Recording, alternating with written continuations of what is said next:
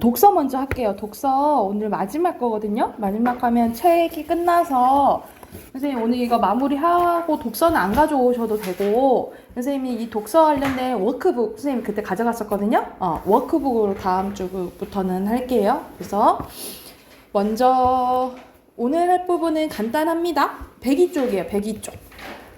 독서 102쪽 펴시고 여기서는 어휘의 사전적 의미 파악하기 나오거든요. 그래서 어휘의 사전적 의미는 사전에 정의된 의미로 가장 기본적이고 객관적인 의미를 얘기를 해요. 그래서 사실 근데 우리가 사전도 아니고 모든 단어의 의미를 정확하게 다 알 수는 없잖아요. 그치? 그래서 지문에서 어휘가 사용된 맥락을 살펴보면서 의미를 파악해야 된다라고 보시면 됩니다. 그래서 반드시 꼭 나오는 건 아닌데 우리가 모의고사 볼 때 독서에서 어휘가 한 번씩 나오거든요. 안 나오는 건 아니니까 대비를 하셔야 되겠죠. 그쵸? 자, 여기서는 각각 어떤 의미로 사용되는지 고르는 겁니다. 매몰되는 것은 묻히는 거고, 파묻히는 거고, 해소하는 것은 소멸하는 데 가깝겠죠. 그쵸? 그래서 순서대로 이렇게 표시하시면 되고요. 그리고 밑에는 어휘의 문맥적 의미 파악하기입니다. 자, 어휘의 문맥적 의미는 어휘가 사용된 문맥 속에서의 의미를 얘기하는데요. 지문에서 어휘가 사용된 맥락을 살펴봄으로써 어휘가 가진 다양한 의미 중 우리가 우리말에는 다이어가 많잖아요. 그치? 그 중에 어떤 의미와 가장 유사한지를 찾아야 된다라고 보시면 됩니다. 여기서는 들어가다가 나와요. 근데 심장으로 들어가다라는 거네. 그럼 약간 공간적인 이동을 얘기를 하는 거잖아요. 그치? 그러면 오른쪽 봐봐. 그러면 여기서 A, B, C, D 중에 어디에 가깝겠어요? 약간 공간 이동이 들어가야 되는 거지. 그치? 그러면 A, B, C, D 중에? 그렇지. B에 해당되는 거고. 그리고 이게 적용된 예시문은 A, B, C 어디일까요? A, 그렇지. 이렇게 푸는 거예요. 이해됐죠? 그리고 밑에는 어휘 선택의 적절성 판단하기입니다. 지문에 특정 어휘들을 대체할 수 있는 동일한 의미의 어휘들을 알고 있는지 묻는 문제가 나와요. 그래서 고유어와 고유어, 고유어와 한자어, 한자어와 한자의 대응 등 다양한 방식으로 출제됩니다. 그래서 예를 들어서 한자어가 나와 있는데 이걸 대체할 수 있는 고유어로 알맞은 것은 뭐 이런 식으로 나온다 이 말이야. 지문에서 어휘가 사용된 맥락을 살펴봄으로써 어휘의 의미를 한정하고 선택지에 제시된 어휘들이 평소 언어생활을 어떻게 쓰는지 떠올린 후 지문 어휘에 대체하여 사용할 수 있을지를 판단하는 문제다라고 보시면 됩니다. 그럼 여기서는 획득하는 것은 얻는 거죠. 그쵸? 그리고 부여하는 거는 주는 거죠. 그죠? 그래서 바로 이렇게 표시하시면 되겠죠. 그래서 뒤에는 이런 식으로 어휘 문제가 나와요. 그래서 바로 넘겨서 104쪽부터 107쪽까지 문제 풀어볼게요. 하고 바로 답 확인해 봅시다.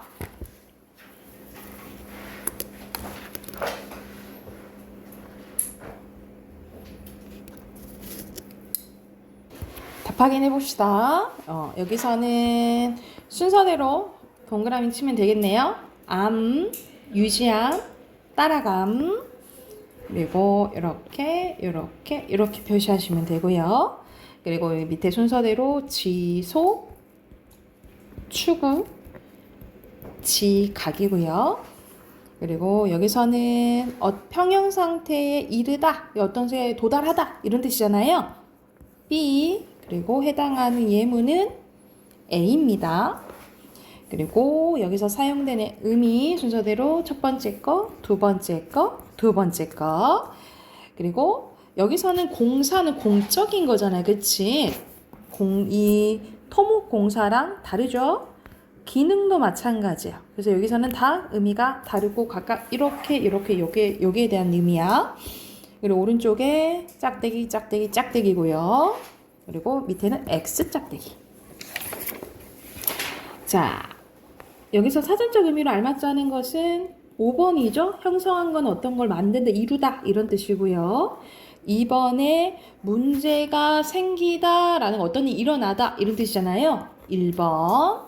그리고 3번에 음형을 쓴다, 어떤 걸 사용한다 이런 뜻이잖아요. 2번. 그리고 4번에 돌아왔다. 제자리로 와야겠지, 그치?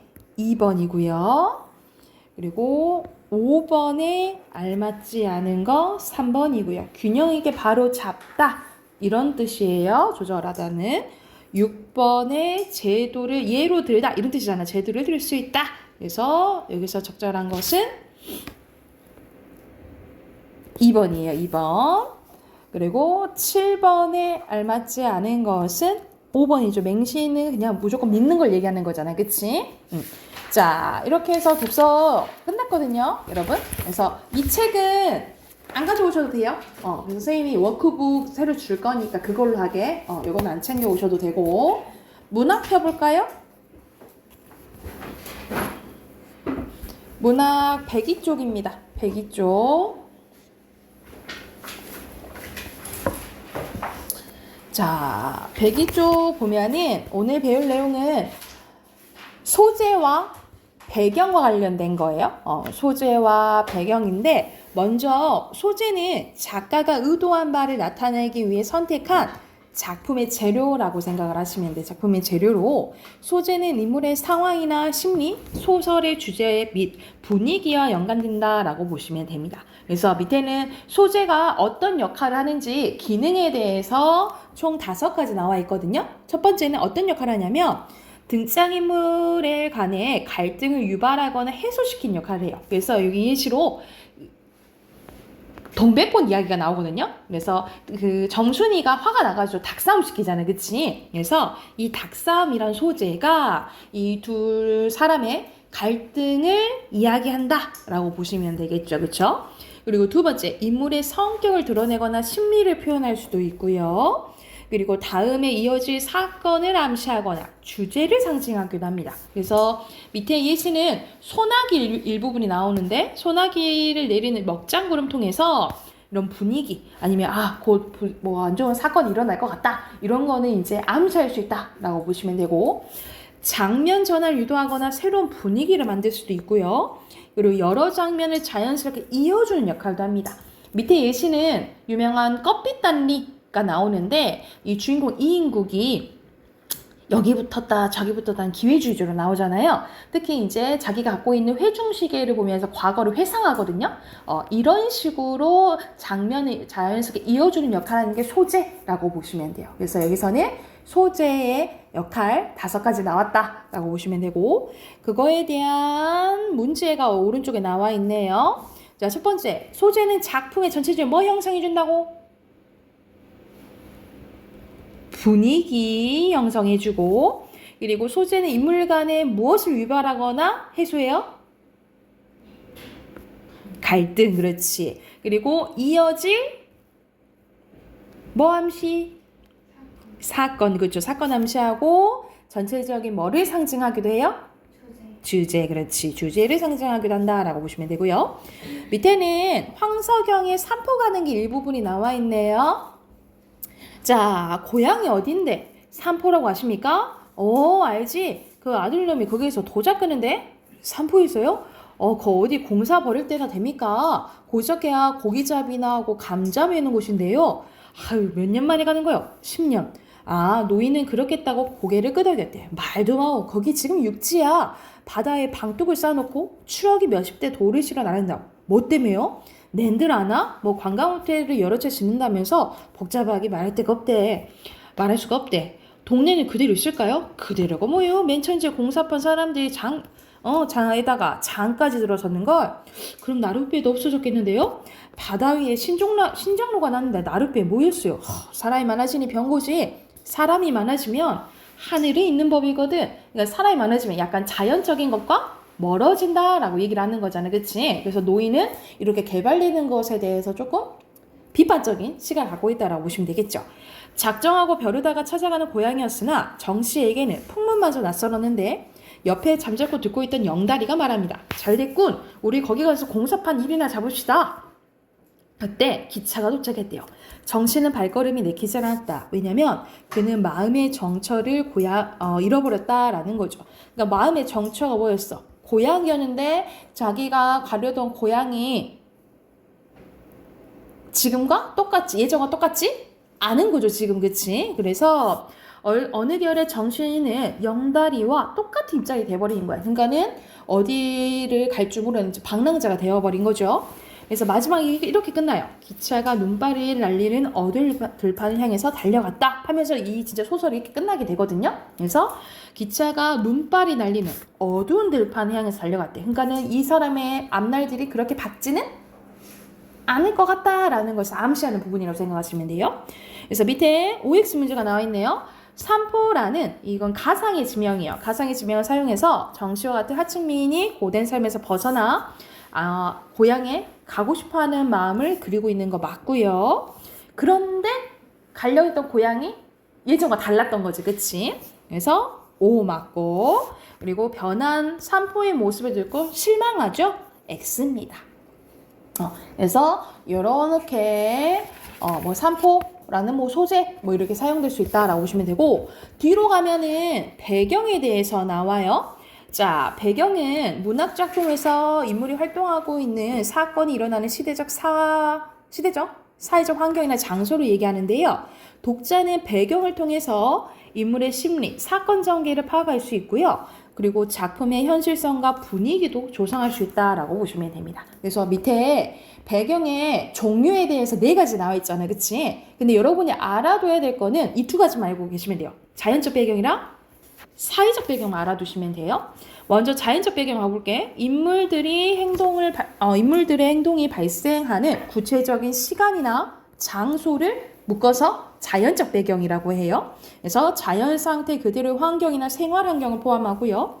심리적 배경은 인물의 심리 상황이나 인물의 독특한 내면 세계, 사건 전개보다는 인물의 심리에 중점적으로 이야기를 전개하는 소설. 그거를 이제 심리 소설을 하거든요.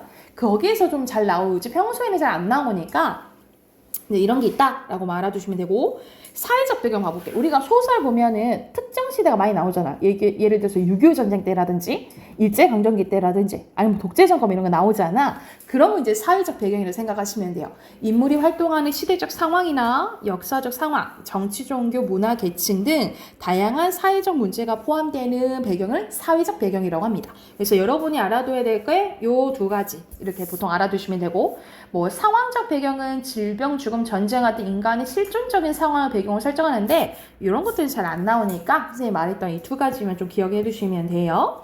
자, 밑에는 바로 배경의 기능도 나와 있네. 어떤 역할을 하냐?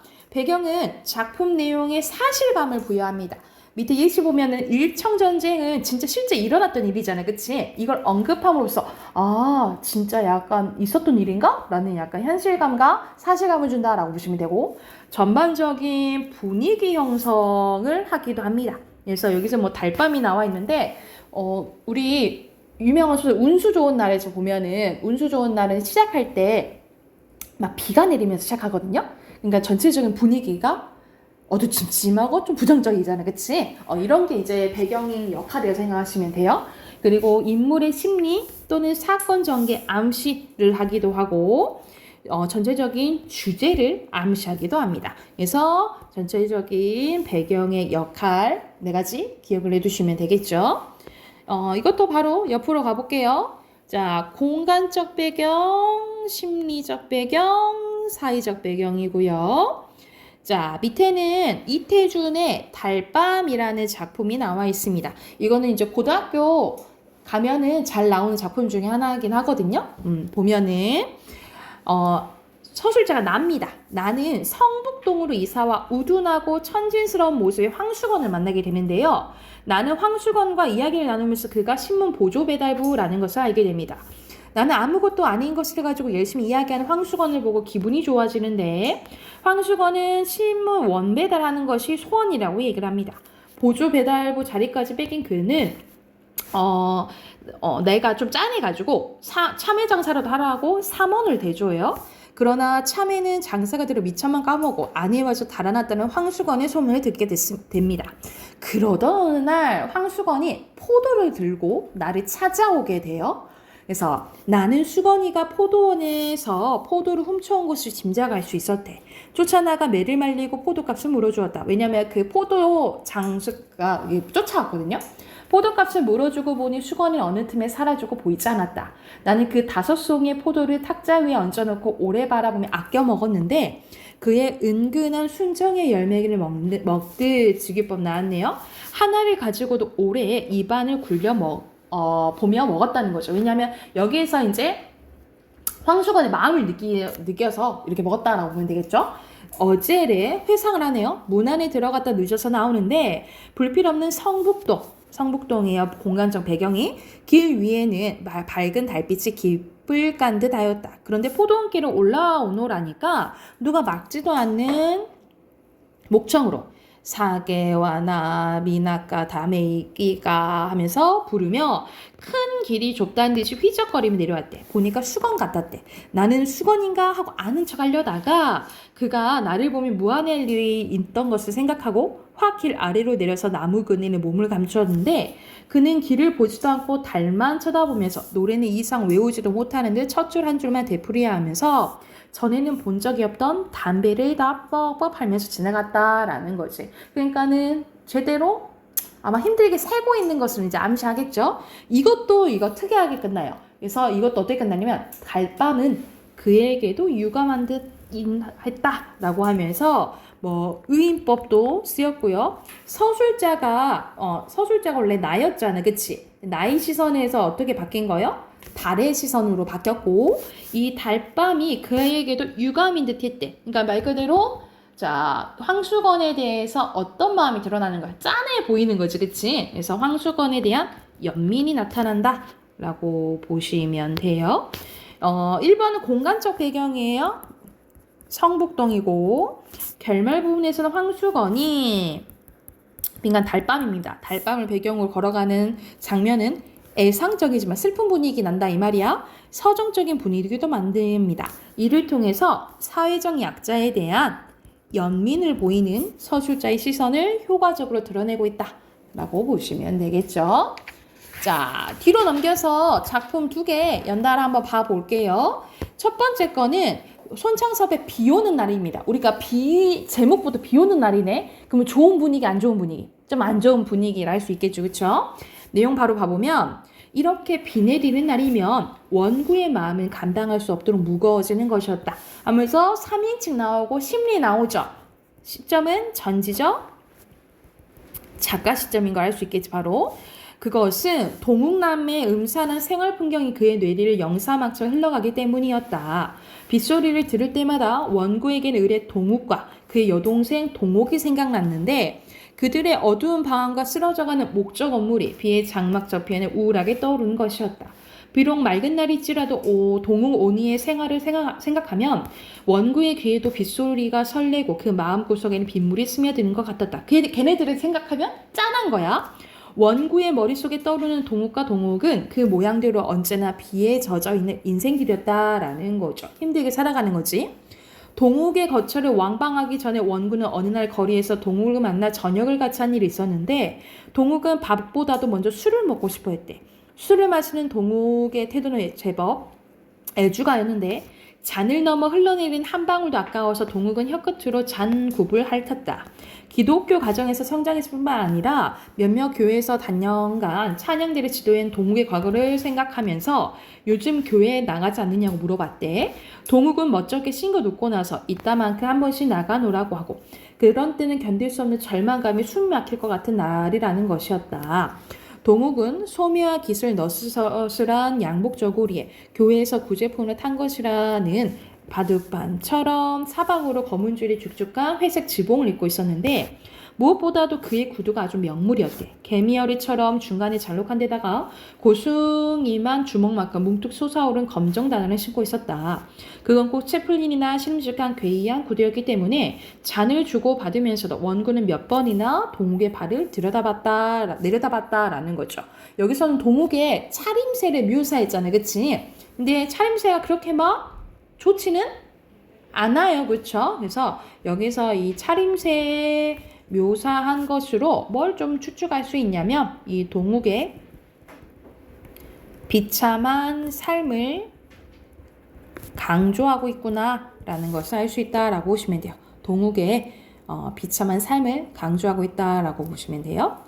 그동안 무엇 하며 지냈느냐는 원고의 물음에 동욱은 끼고 온 보자기를 끄고 스크랩으로 펴보았는데 몇 장 벌컥벌컥 뒤집어 보니 서양 여자랑 아이들의 초상화가 드문드문 붙어 있었대. 그 견본을 가지고 미군 부대를 찾아다니며 초상화 주문을 만든다는 것이었다. 그러니까 동욱이가 그림을 좀 곧잘 그렸나 봐요. 오른쪽 가면 대학에서 영문학을 전공한 것이 아주 헛일은 아니었다고 하며 동욱은 닝글닝글 웃었는데 동욱의 그 닝글닝글한 웃음을 원고는 이전부터 좀 꺼렸대요. 상대방을 조롱하는 것 같은 그러면서 자조적인 건 스스로 비웃는 걸 얘기하죠. 어쩐지 친애감조차 느껴지는 그 닝글닝글한 웃음은 원고에게 어떤 운명적인 중압을 하면서 감당할 수 없이 마음이 무거워졌다라는 거죠. 그러니까는 말 그대로 원고는 웃는 게 아닌 거지, 그치? 자, 장막비가 한참이던 어느 날 원고는 동욱의 집을 방문하고 소아마비로 다리에 장애를 갖고 있는 동욱을 만나게 돼요. 동욱은 원고를 만나고는 처음에는 무뚝뚝하며 냉소적인 태도를 보였지만 만남이 잦아질수록 조금씩 원고에 대한 경계심을 풀게 됩니다. 동욱은 세상 사람들이 모두 자신을 조소하고 멸시한다고 생각하여 맑은 날에도 일체에 바깥주름하지 않지만 원고만은 자신을 업신여기지 않고 자연스럽게 대해준다 하며 그가 오기만을 바래요. 동욱은 원고에게 동욱과의 결혼도 이제 권유를 했지만 그러다가 원고는 주인 노파에게 빌려준 돈을 떼어 지금 살고 있는 집까지 내줘야 한다는 동욱의 처지를 알고 안쓰럽게 여깁니다. 하지만 원고도 한 달 가까이 장마로 놀다 보니 생활이 어려워 도와줄 수 없었대. 얼마 후 원고는 동욱과 동욱의 일이 우울하게 느껴진 나머지 동욱의 집을 이제 찾아가게 돼요. 낡은 목조 건물은 사는 것도 이렇게 안 좋아. 전과 마찬가지로 금방 쓰러질 듯이 빗속에 서 있었다. 유리 없는 창문에는 거적도 그대로 들였는데 그러나 동욱이 하고 원구가 불렀을 때 곰처럼 마루로 기어나오는 사나이는 동욱이 아니었다라는 거죠. 이 집에 살던 젊은 남녀는 어디 갔냐고 원구의 물음에 우락부락하게 생겼을 때 맺힌 데가 없이 어딘가 허술해 보이는 40 전후의 그 사나이는 당신이 정모라는 사람이냐고 대답 대신 혼자 머리를 이렇게 끄덕끄덕 했대요. 원고가 재차 묻는 말에 사나이는 자기가 이 집 주인이라고 하고 나서 동욱은 외출한 지 소식 없이 돌아오지 않게 되었고 그 뒤 동욱 역시 어디로 가버렸는지 모르겠다라고 했다는 거죠. 동욱이가 안 들어온 지는 열흘이나 되었고 동욱은 바로 2, 3일 전에 나갔다라는 거야. 원고는 더 이상 말이 없이 서 있었다. 한 손에 부작이 꾸러미를 들고 한 손에 우산을 받쳐서 선 채 원고는 사나이의 얼굴을 멍하니 바라봤는데 원고는 그대로의 발길을 돌려 몇 걸음 걸어 나가다가 되돌아와서 보자기에 싼 물건을 끌러 주인 사나이에게 주었대. 이거 원하면서 주인 아저씨가 됐다 입이 해버려졌는데 그리고 자기 여편네와 아이들이 장사 나갔기 때문에 점심 한 그릇 대접할 수 없으나 좀 올라와 담배라도 피우라고 권했대요. 무슨 재미로 쉬어가겠느냐고 원고가 돌아서려니까 주인은 잠깐만 하고 불러 세우며 대단히 죄송하게 되었느라고 사실은 동욱이 정 누구가 오면 전해달라고 편지를 맡기고 갔는데 그만 간수를 잘못해서 아이들이 찢어 없앴다라는 거야. 근데 누구한테는 더 소중할 수 있는 거잖아. 근데 이 사람들은 되게 타인을 신경 쓰지 않는 거죠, 그렇죠? 타인의 이제 신경 쓰지 않는 이제 모습을 조금 보이는 거야. 그래도 아무 말 않고 멍청이 서 있는 원구를 주인 사나이는 무한한 눈길을 바라보며 동욱은 아마 10중 8구 군대에 끌려갔을 거라고 하고 여기서 군대에 끌려간 거 왜 그러냐면 배경이 6.25 전쟁 때거든요. 그래서 동욱은 아이들처럼 어머니를 부르며 가끔 밤중에 울기에 뭐라고 좀 나무랬더니 그 다음날 저녁에 어디론가 나가버렸다라는 거야. 죽진 않았을까? 자살하든 굶어 죽든 하고 혼잣말처럼 중얼거리며 돌아서는 원고의 등에 대고 중요한 옷가지랑 꾸려가지고 간 모양이니 자살한 의사는 없었으면 분명하고 한면 병신이긴 하지만 왜냐 소아마비라 했잖아, 그지? 얼굴이 그만큼 뱀뱀하고서야 어디가 몸을 판대로 굶어 죽게 하겠느냐고 주인 사나이가 짓거렸다라는 거야. 아무리 남이라 해도 말을 너무 심하게 하잖아, 그지? 얼굴이 그만큼 뱀뱀하고서야 어디가 몸을 판대로 굶어 죽게 하겠느냐 말에 이상하게 원고는 정신이 번쩍 들어 이놈 네가 동욱이 팔아먹었구나 하는 격분한 마음이 한쪽이 있으면서도 천근의 무게로 내리는 듯한 육체의 중량을 감당할 수 없어 그는 말없이 발길을 돌이켰대. 그러니까 화는 나 한쪽으로. 근데 막 어떻게 그렇게 말할 수 있어 하고 화는 내 안 내. 안 내고 이제 돌아가는 거야. 이놈 네가 동옥이를 팔아먹었구나 하는 흥분한 소리가 까마득히 먼 곳에서 자기를 향하고 날아온 것 같은 착각의 오한을 느끼며, 그러니까 화를 내지 못한 것에 대한 여기서는 이제 양심의 가책을 느끼는 거예요. 이 원구가. 원구는 호박넝쿨 우거진 밭두둑길을 앓고 난 사람 모양 허정거리는 다리로 걸어나갔다라는 거죠. 그래서 여기서는 이 하층민의 삶의 약간 무기력한 모습, 특히 배경이 전쟁이라 했잖아요. 이 전쟁으로 인해서 또 전쟁은 더 힘든 사람 힘들게 만들겠지, 그치? 그런 내용을 담은 소설이라고 보시면 돼요. 그래서 주제 바로 쓸게요. 주제는 전쟁으로 인한 인간의 무기력하고 비참한 삶에 대해서 이야기했다라고 보시면 됩니다.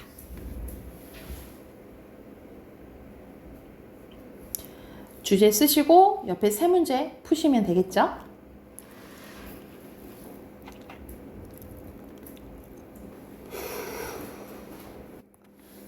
그 1번에 있잖아. 1번에 이거 동욱이에요. 오타 났어요. 동욱이라고 생각하시면 돼요. 자, 1번에 알맞지 않은 거 고르는 거네요. 여기서는 4번이죠. 동욱이 집에서 벗어나서 적극적으로 태도를 보였는지 알 수 없죠. 사라졌잖아. 그치? 그리고 2번의 순서대로 어두운 목조 편지입니다.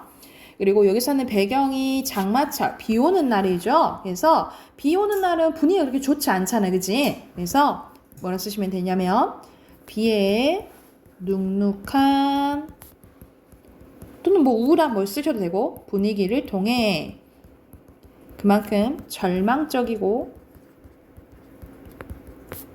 무기력한 감정을 더욱 선명하게 드러내주는 효과가 있다 라고 보시면 됩니다. 비의 눅눅한 분위기를 통해 절망적이고 무력한 정서를 더욱 선명하게 드러내준다 라고 보시면 되고요. 자, 뒤로 넘기면 익숙한 작품이 나오거든요. 뭐가 나오냐면 김유정의 봄봄이 나와요. 김유정의 봄봄인데 여기서는 배경이 1930년대입니다. 근데 일제강점기가 나오는 것은 아니고 이때 대릴사위제가 나와요. 그래서 나가 결혼을 하려고 점순이네 집에 지금 노동력을 제공하고 있는데 점순이 아버지 여기서는 장인으로 나오는데 장인이 맨날 점순이랑 결혼시켜준다 하면서 이 지금 나를 부려먹고 있는 상황이라고 생각하시면 돼요. 그래서 내용 바로 가보면 우리 장인님은 여기 아주 결혼도 안 했는데 장인님이라는 거야. 장인님은 약을 오르면 이렇게 손버릇이 아주 못됐다. 또 사위에게 이 자식 저 자식 하는 이놈의 장인님 또 어디 있느냐. 오죽해야 우리 동리에서 누군 물러나고 그에게 욕을 안 먹는 사람이 명을 자르다 한다. 조그만 아이들까지도 그를 돌라세보고 욕필이 이름이 봉필인데 하도 욕을 해서 욕필이라는데 하고 손가락질을 할 만치 두루 인심을 잃었다. 허나 인심을 정말 잃었다면 욕보다 읍의 배참봉 때 마름으로 더 잃었대요. 그래서 이 마름이란 단어를 통해서 시대적 배경을 또 알 수도 있겠지, 그치? 번이 마름이란 욕자라고 사람 잘 치고 그리고 생기길 호박게 같아 쓰는 거지만 장인님의 겉모습, 외양은 또 그런데 자기니 당 말이나 좀 보내지 않는다거나 애벌론 때 품을 좀 안 주는가 하면 그의 가을에는 영락없이 땅이 뚝뚝 떨어진대. 그러니까 자기한테 잘 안 하면 땅 빌려줘 안 빌려줘? 안 빌려준다 이 말이야. 그러면 미리부터 돈을 먹이고 술도 먹이고 안달재신으로 돌아지던 놈이 그 땅을 슬쩍 돌아앉는다는 거죠. 이 바람에 장인님 집 빈 외양간에 눈깔 커다란 황소한 놈이 절러절러 들어가고 동네 사람들은 그 욕을 다 먹어서 면까지도 굽신굽신한다라는 거죠. 왜냐하면 잘 안 하면 땅을 못 빌리니까. 그러나 내게 장인님은 감히 큰 소리할 계제가 못 되는데 뒷생각은 못하고 뺨 한 개를 딱 때려놓고 장인님은 무색해서 덤덤히 쓴 치만 삼킨다. 난 그 속을 퍽 잘 아는데 조금 있으면 갈도 꺾어야 되고 모도 내야 되고 한창 바쁠 때인데 나 일 안 하고 우리 집으로 가면 그만이니까 나한테는 완전히 함부로는 못한다 이 말이야. 작년 이맘때도 트집을 좀 하니까 늦잠 잔다고 돌멩이를 집어던져서 자는 놈의 발목을 삐게 놨다. 사날씩이나 건승 끙끙 앓았더니 종당인의 거반 울상이 되지 않았는가. 예, 그만 일어나 일 좀 해라. 그래 올 가을에 벼 잘 되면 너 장가 들지 않겠니? 하고 이 장가 드는 걸로 이제 우쭈쭈 하는 거야. 그래 귀가 번쩍 뜨여서 그날로 일어나서 남이 이틀 품을 놓은 일을 혼자 다 삶아 놓으니까 장인님의 눈깔이 커다랗게 놀랐대. 그럼 정말로 가을에 와서 혼인을 시켜줘야 경우가 맞잖아, 그치? 그런데 벼쌈을 척척 들어 쌓아도 다른 소리 없고 몽둥이를 들고 오는 점순이를 담배통을 딱 가리키면서 이 자식아 미처 커야지 저걸 데리고 무슨 혼인을 한다고 그러니 와 하면서 남 낯장만 붉게 해주고 고만이었대. 그러니까는 결혼 안 시켜주는 핑계가 점순이 키 크면 결혼시켜줄게 라고 하는 거죠. 왜 그 전날 왜 내가 쇠고기에 맞은 봉우리 화전밭 혼자 갈고 있었는데 혼자 이제 일하고 있었던 거야. 밭 가생이로 돌적마다 야릇딱 꽃내가 물컹물컹 코를 찌르고 머리 위에는 벌들이 가끔 붕붕 소리를 쳤다. 바위 틈에서 샘물 소리밖에 안 들리는 산골짜기니까 맑은 하늘의 봄볕은 이불 속같이 따스하고 꿈꾸는 것 같았대. 나는 몸이 나른하고 몸살이 나려 그런지 가슴이 울렁울렁 거렸는데 으르이 마임 하면서 노래를 하며 소를 부리며 여는 때같이 어깨가 으쓱으쓱한데 그런데 웬일인지 반도 갈지 않아서 온몸에 맥이 풀리고 막 갑자기 짜증이 났대. 그래서 공연히 소만 드립다 두드리기면 아니야 이 망할 놈의 소 대가리를 꺾어줄라 하면서 화풀이를 한 거야. 그러나 내 속은 정말 아냐 때문이 아니라 점심을 이고 온 점순이 키를 보고 화가 난 거야. 아씨 저놈의 키는 왜 안 크는 거야? 화가 더 난 거지, 그치? 점순이는 뭐 그리 썩 예쁜 계집애는 못 되는데 그렇다고 또 개떡이냐? 또 그것도 아니고 꼭 내가 아내가 돼야 할지만 그저 투투하게 생겼대요. 나보다 10년 아래니까 10살이나 차이나. 올해 16으로 몸이 남보다 2살이나 덜 자랐다. 남은 잘도 헌신은 크건만 이건 위아래가 뭉툭한 것이 내 눈에는 헐없는 감참해 같대. 참외 중에는 감참이가 제일 맛 좋고 이쁘니까 말이다. 그러니까 얘 눈에는 이제 점순이가 마음에 드는 거지. 둥글고 커단 눈은 서글서글해졌고 좀 찢어졌지만 입은 밥술이나 혹히 먹으니 먹음직하니 좋다. 아따 밥만 많이 먹게 되면 팔자는 고만 아니냐. 헌데 한 가지 파가 있다면 가끔가다 몸이 너무 빨리빨리 논대. 그래서 밥을 나르다가 때없이 풀밭에 깨박을 쳐서 흑투성이 밥을 곧잘 먹인다.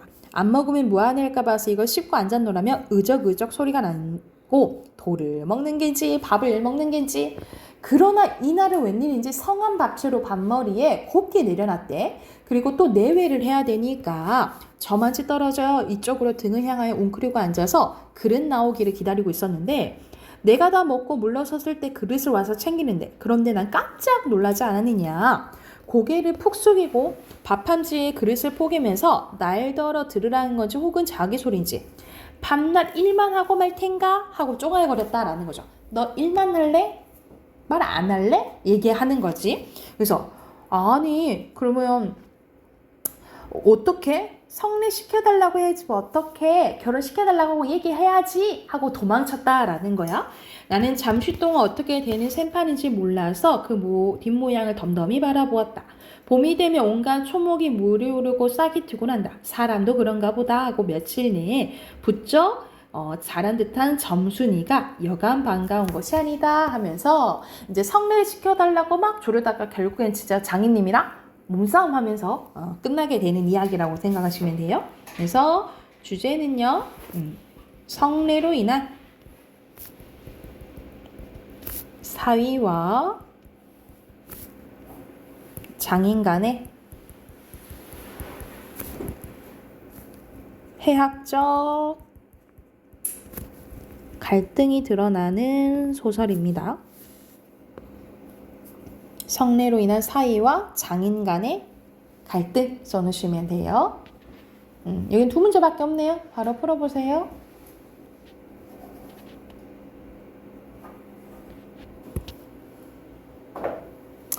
자, 여기서는 적절한 거 나오네. 여기서는 앞에서는 나가 그 장애님이 나한테 함부로 했다가 며칠 막 조금 힘들어 했다라는 걸 이제 나오죠. 그 이야기가 나오죠. 그쵸?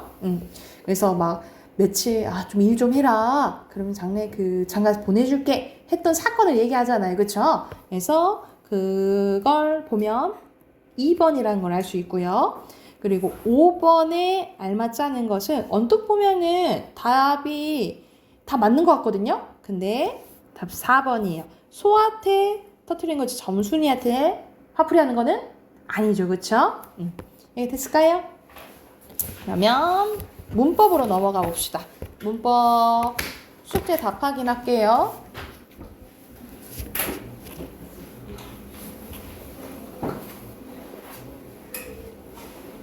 82쪽부터 할 차례 맞나요? 82쪽. 82쪽부터 답 확인해 볼게요. 자, 1번에 알맞지 않은 것은 2번인데 기역과 리을 보면은 관계가 있죠. 받침이 없고 받침이 있고. 그치? 2번이고요. 2번에 여기서는 서술어가 반드시 요구하는 거는 돌려주었다. 철수가 민구에게 책을이죠. 4번이고요. 3번에 알맞지 않은 것은 5번입니다. 만일은 생략할 수 없는 문장 성분이잖아. 그러면 잡았다는 여기서는 하나, 두 자리 서술어죠. 그쵸? 그리고 4번에 적절하지 않은 거 3번이에요. 디귿에 관형격 조사가 붙지 않긴 했죠. 그치? 근데 시골이 뭐 꾸며주고 있어? 풍경 꾸며주고 있잖아. 관형어예요. 자, 그리고 5번에 적절하지 않은 것은 2번입니다. 문장을 이어주려면 접속 부사야 되겠죠. 뭐 그리고나 뭐 하지만이나 이런 거야겠죠. 이것은 서술어 꾸며주는 이제 서술어 꾸며주는 부사죠, 그냥. 그리고 6번입니다. 순서대로 문장 성분에 따라서는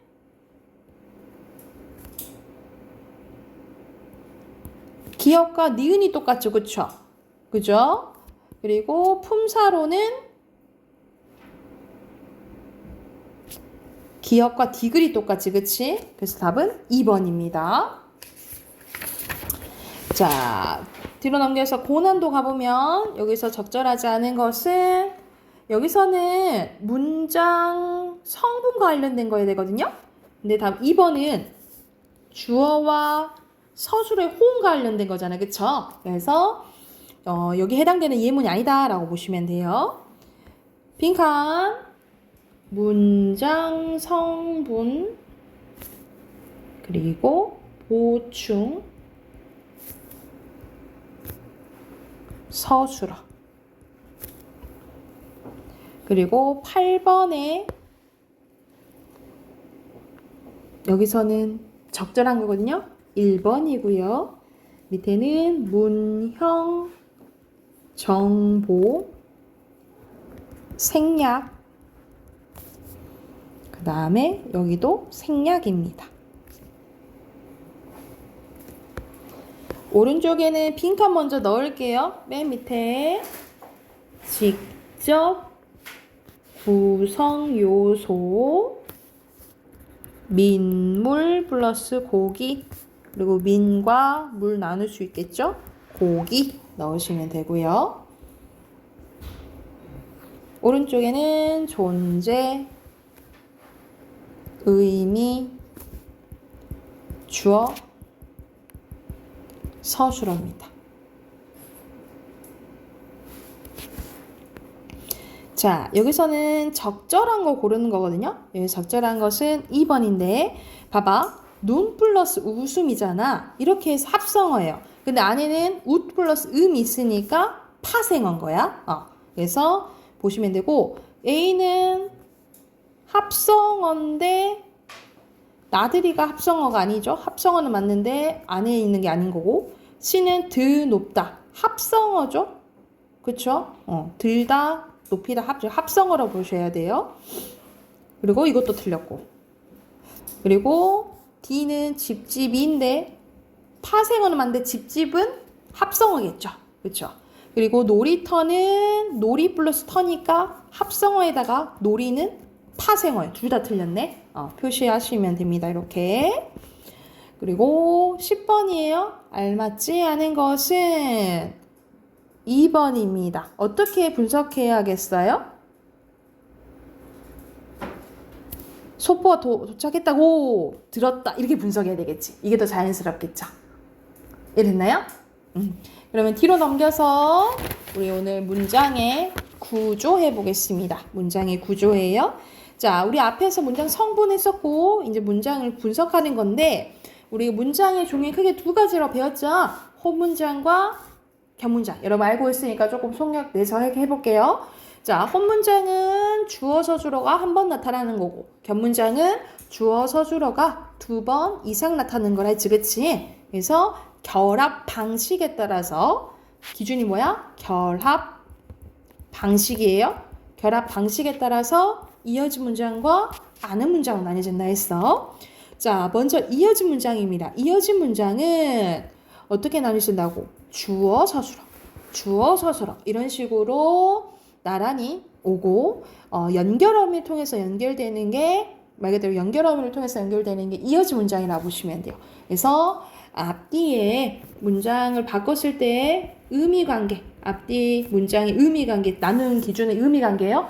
이 의미관계에 따라서 대등하게 이어진, 말 그대로 대등하게 이어진 문장, 약간 앞문장이 뒷문장에 종속되어 있다, 아니면 좀 수식한다 라고 보면 종속적이라고 보시면 되겠죠. 그래서 앞뒤 문장 바꿨을 때 의미 변화 없으면 대등, 의미 변화 있으면 종속이라 했어요. 근데 무엇으로 힌트를 얻으라 했어? 연결어미로 힌트를 얻으라 했죠. 그래서 여기서 연결어미 보셔야 돼요. 연결어미. 자, 먼저 대등입니다. 나열을 나타내는 건 뭐야? 뭐뭐하고 뭐뭐하며 고며요. 대조는 뭐뭐하지만 뭐뭐하나. 선택은 뭐뭐하든지 뭐뭐하거나. 그래서 이 연결어미가 오면은 뭐라고 힌트 얻으면 된다고? 대등이라고 힌트 얻으면 되고, 밑에는 종속입니다. 원인에는 뭐뭐하니까, 뭐뭐함으로, 뭐뭐해서, 뭐뭐하니. 그래서 니까, 어서. 그리고 조건은 뭐뭐하거든, 뭐뭐하면. 그리고 의도는 뭐뭐하려고, 도로. 또는 여러분 하나 더 썼네요. 뭐뭐하러도 속해요. 뭐뭐하러. 그리고 양보는 뭐 하더라도, 뭐뭐 할지라도, 뭐 이런 거 오면 되고요. 배경은 뭐뭐 하는데, 내가 학교를 가는데 친구가 걸어왔다 이렇게 보면 되겠죠. 그래서 선생님 보통 이 대등을 외우라 했지, 그치? 이 대등을 외우고 아니면 종속이라고 생각을 하시면 됩니다. 여기까지는 좀 쉽죠? 그죠? 옆에 선생님 87쪽 문제 풀고 이제 답 확인하고 끝내줄게요. 87쪽 바로 풀어봅시다. 갔다 오세요.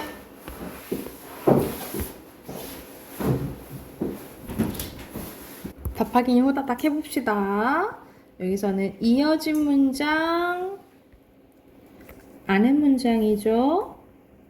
그리고 2번의 견문장에 있는 것은 1번이죠. 이건 혼문장이지.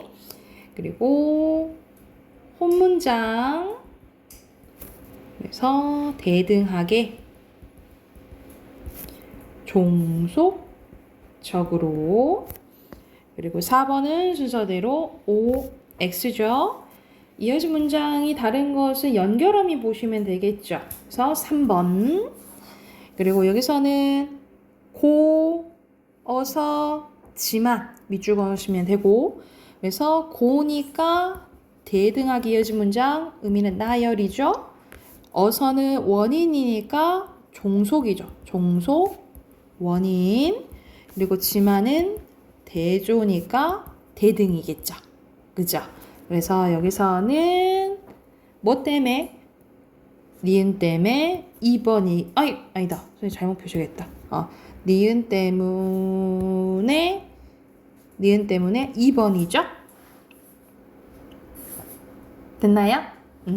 오케이. 여기까지 하고 오늘 숙제는 없고 다음 주에 단어만 외워오세요. 23, 24예요. 단어고 선생님이 다음 달부터는 책이 다시 이제 돌아가면 단어를 우리 일주일에 한 번만 봤잖아. 근데 올 달마다 그냥 볼까 봐요. 단어를. 근데 우리 2강씩 공부했는데 한 강씩만 해가지고 다음 달부터는 그렇게 하게 해요.